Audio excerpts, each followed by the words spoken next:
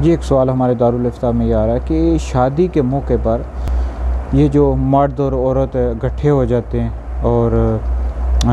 नाचते हैं और आपस में गप्पे लगाते हैं, तो इस हवाले से क्या हुक्म है? तो याद रखें, यानी कोई भी मुसलमान जो भी काम करता है वो शरीयत के मुताबिक, अल्लाह रसूल की मर्ज़ी के मुताबिक करता है। तो बहरहाल ये जिस तरह के काम होते हैं शादियों के मौके पर, नाजायज़ काम होते हैं कि मर्दों और औरतों का इख्तिलात हो जाना, आपस में इकट्ठे बैठ जाते हैं गैर महरम मर्द, गैर महरम औरतें, और गाने नाचते हैं और गाने बजाते हैं, सब नाजायज़ और हराम है, अल्लाह रसूल की नाफरमानी है। शादी भी शरीयत के मुताबिक, सुन्नत के मुताबिक करनी चाहिए और इसमें कोई भी ऐसा काम नहीं करना चाहिए जो शरीयत के ख़िलाफ़ हो। खुशी बिल्कुल आप कर सकते हैं,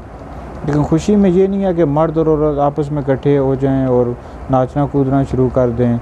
तो ये सब जायज़ नहीं है, इसकी शरीयत में हरगिज़ भी इजाज़त नहीं है।